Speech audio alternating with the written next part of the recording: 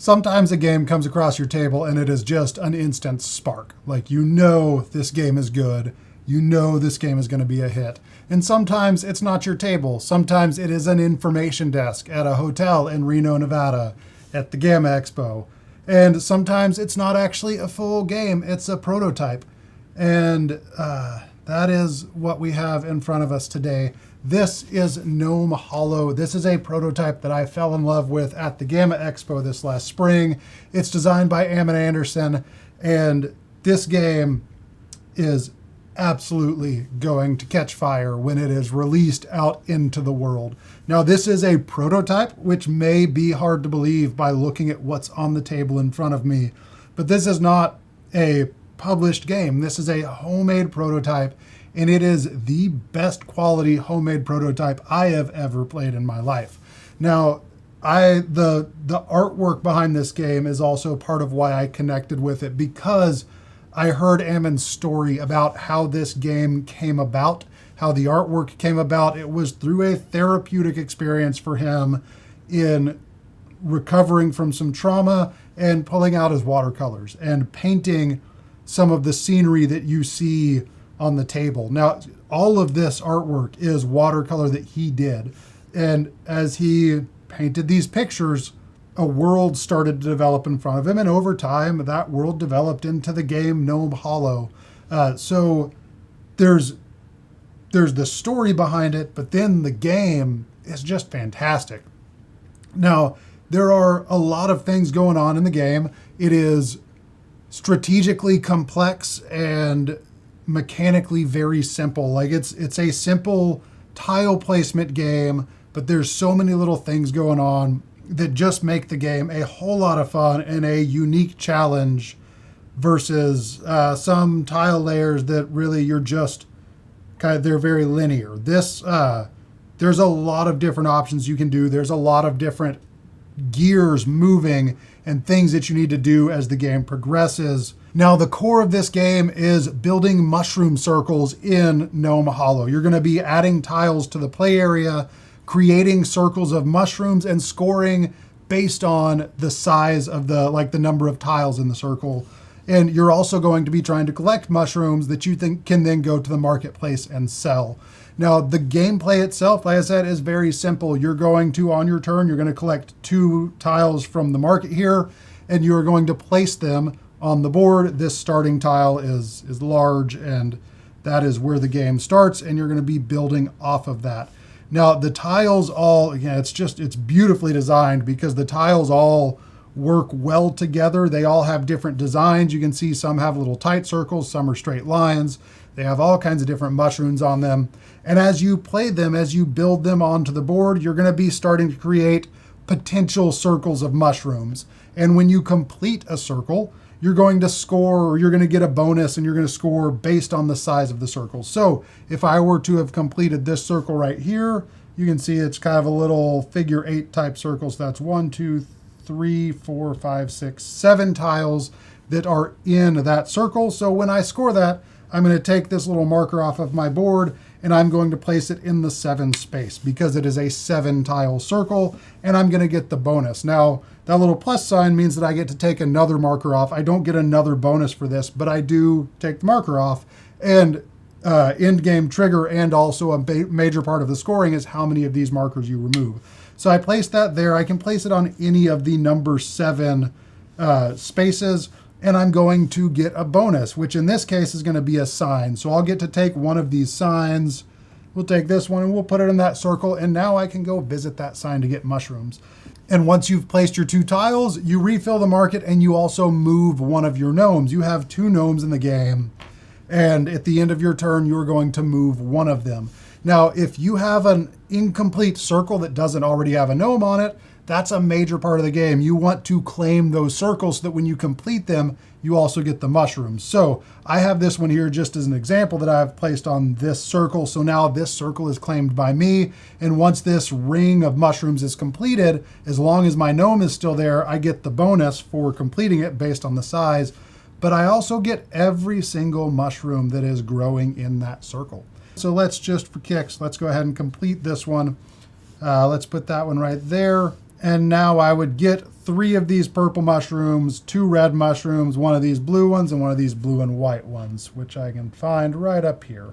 And that's the primary function of the game. It is going to be building out this board, building those circles, deciding which ones you want to claim and which ones you want to let someone else claim and pass up. Now, you can also, instead of moving your gnome onto one of the circles, you can go to a signpost if there's one out in the hollow, and you can gain the bonus of it, which is gaining mushrooms. There's also a variant where you're able to trade and make trades when you're at a signpost.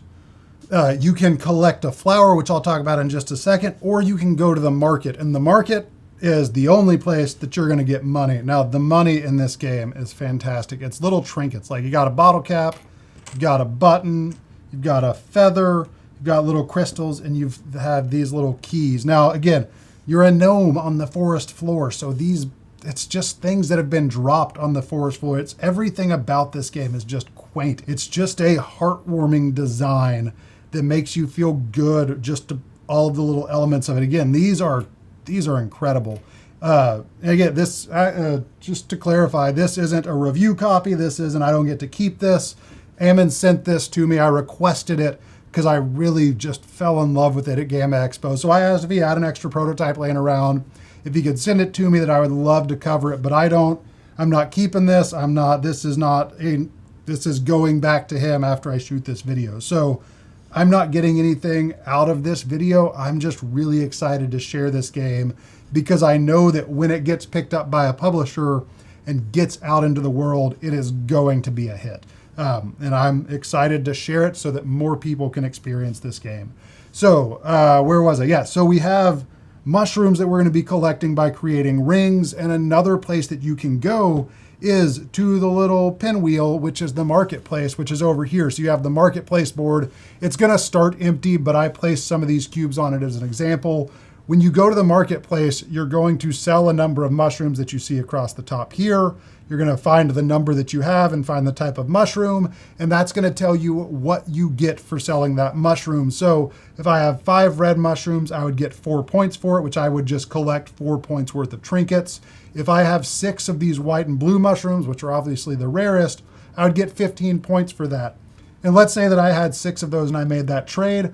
Well, now I place that cube there and that trade is off the table. No one can go and sell 6 mushrooms anymore. So it's a really cool balance of strategy as you are creating your circles of figuring out how aggressive you want to be with building circles and collecting mushrooms, but also keeping an eye on what other people are collecting, because you don't want to spend your whole time collecting those 6 blue and white mushrooms. And when you go to sell them, you realize, oh, the last person to go made that trade, and now I have a much less valuable trade to make. So it's a really, really fun, strategic pressure there of figuring out how many mushrooms you want to collect before you go to the market. Now, you also have the pressure of realizing I've got to move my guys around and I only have 2 gnomes to work with to take those actions.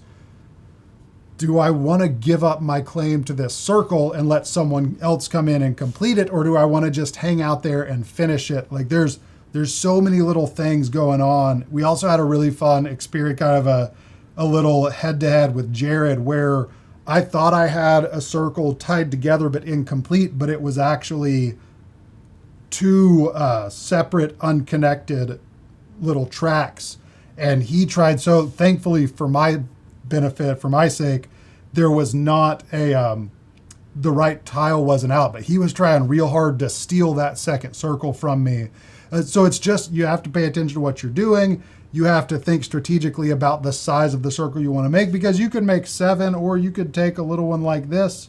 I could make a tile with 3 circles, and that would score me 3 points. I'd move this down here. Now I don't get any bonus for 3 and 4 point circles, and once you've filled this space, you can't do anymore. So you can't rack up a bunch of points just making 3 tile circles. You don't have the opportunity to do that. Once you've scored a 3 tile circle, you can't score anymore. So that's the primary flow of the game. You're going to be placing tiles. You're going to be building this out with 4 players. Now, we played with 2 players and with 4 players, and I enjoyed it a lot more at 4 players because there was more pressure. There was more The board was growing quicker. There were more options, but there was also more competition for the rings that were being built. And it played great at 2 players, but it was a lot of fun at 4 players. There was more competition for tiles, that you were going through them faster. It was harder to get the really valuable tiles because they were getting snatched up, but we were also moving through the tiles quicker. We were seeing a lot more, and the board was just growing really, really fast. So I really enjoyed it at 4 players. When I played it at GAMA Expo, I played it at 3, and we also played 2. It plays great at all player counts, but given the choice, I would prefer to play it at 4. Now let's talk about flowers, because those are just sitting over here not getting talked about. When a player uncovers a flower spot, which is on space 2, 4, and 6, they're going to take, if they're available, they're going to take a flower tile that has a little stack of flower tokens on it, and they're going to take one of those tokens and put it into this little spot right here. And eventually, hopefully, you're going to be able to gain one of each of the flower tiles. Now, they're only available once a player has collected the tile, but once they have, after you place your tiles, you also have the option to place a gnome on another player's flower tile, whether that tile is beside their board or whether it's been placed out into the hollow. And it's placed as a wild tile, so it can be used. It'll connect on any side. It's just a wild tile that you can place, and the tokens are there for the taking. Now, you can only collect one of each type of flower token, so there's not a competition to get to the tokens before they're gone. Everyone's going to have the option to collect one of each of the tokens as long as they all come out. But you couldn't fill this up with purple tokens. You have to get a different one each time. So that's the flowers. They just create a different level of scoring. Now, when you get to the end of the game, which is triggered when either all of the tiles are gone, or when someone places their 8th flower token here, or creates their 8th circle and removes this little marker here. When that happens, the end of the game is triggered. You're going to go back around to the first player so everyone has an equal number of points. And then scoring is just the score of the trinkets that you've collected from the marketplace. And then look how far you've gone. This is a dual purpose score track. You're going to score for your farthest flower token and for the farthest removed little marker here. So you add up the numbers. So if I had flower tokens all the way up to there, but I only had my markers to there, I would score 20 plus 14 plus however many of the trinkets that I have. And that's the scoring. It's really simple. It's really straightforward. But there is so much strategy in the game as to, again, how aggressive you want to be with the tiles and with the circles that you're making, how quickly you want to score those, how many mushrooms you want to get, and how quickly you want to go to the market. Because you could theoretically make some smaller circles and force the game to end while other people are still sitting there holding this big stash of mushrooms that they haven't gotten to sell yet. Now, something I love about this is these are magnets, and I hope they find a way to maintain that in the production copy whenever it does get published. I know magnets are really expensive, but it's just nice to not have to worry about those flopping around and rolling all over the place.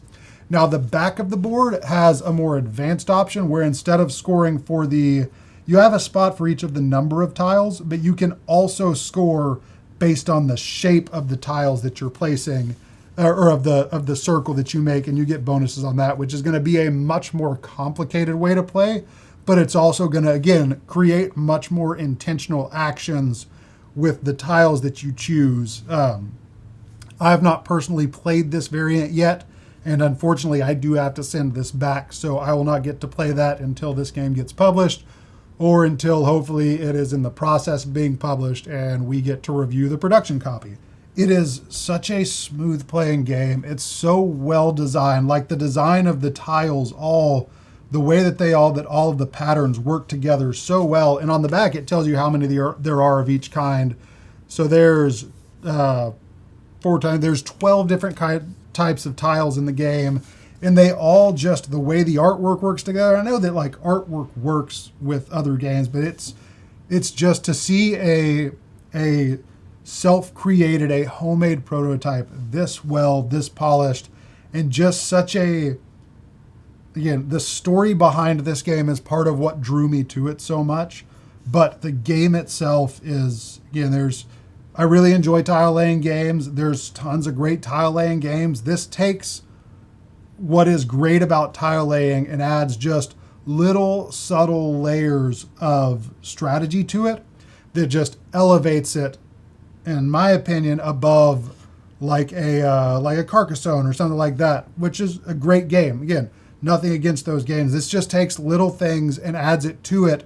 Again, the dwindling market supply, the signpost, the different things that you can do other than just pick a tile, play a tile, on to the next turn. It still plays, even with all of those options, it plays so quickly. Like your turns are still really, really short, but it's gonna, it moves quickly, but there's just so many choices and so many different things that you can do. So I will, when this game gets into production, you will hear from me about it again. I'm so excited that I got to see this prototype, that I got to bring it to my own table, that I got to play it. I am excited for it to get out into the world one day because it is just such a good little game. Yeah, I don't really have anything bad to say about it. I am in love with this game and can't wait to see what the future holds for Gnome Hollow. If you have any questions about it, as you see more and more stuff come out about it, feel free to leave a comment. I'm happy to answer any questions that you have.